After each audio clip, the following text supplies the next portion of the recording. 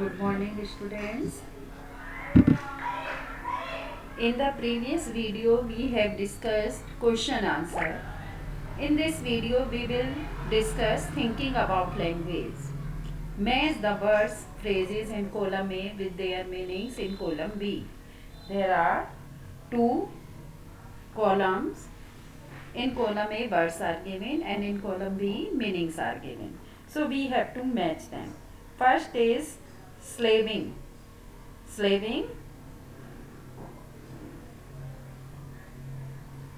slaving, working hard. Second is chaos. Chaos, complete confusion and disorder. Third is rummage.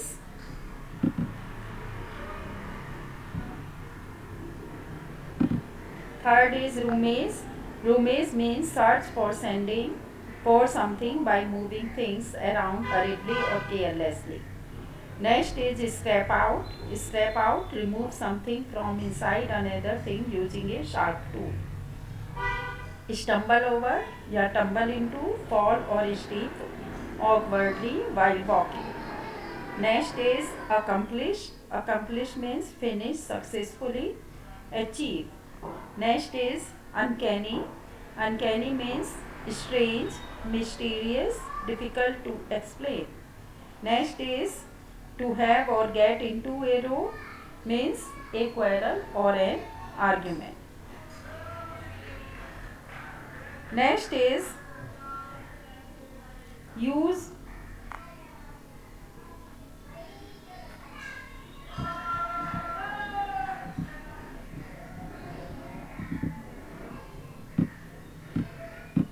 Use suitable words or phrases from column A above to complete the paragraph given below. Now, during power cuts, when traffic lights go off, there is utter chaos. At crossword roads, drivers add to the confusion by getting into a row over their right of way and nearly come to blows. Sometimes passers-by, seeing a few policemen slaving at regulating traffic, step in to help.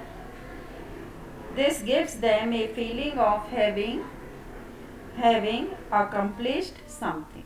So these are the filling the blanks, and now we will take next exercise. Look at the sentences below. Notice that the verb italicized are all in their bare form. Simple commands. Stand up, put it up, put it here. Directions to reach your home. Board bus number 121 and get down at Sagar restaurant. From there turn right and walk till you reach a bookshop. My home is just behind the shop. Do's and don'ts. Always get up for your elders. Don't shout in class. Instructions for making a fruit salad. Ingredients: oranges 2, pineapple 1 large piece, cherries 250 grams, bananas 2, any other fruit you like. Wash the fruit, cut them into small pieces, mix them well, add a few drops of lime juice, add sugar to taste. Now add some cream or ice cream if you wish to make fruit salad into ice cream.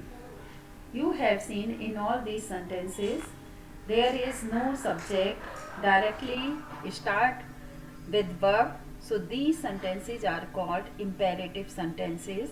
Now work in pairs. Give 2 commands to your partner. You can give do your work, write in your notebook. 2 do's and 2 don'ts to a new student in your class. Don't make a noise. Don't come late to the class. Directions to get to each other's houses. You can give directions. Go straight.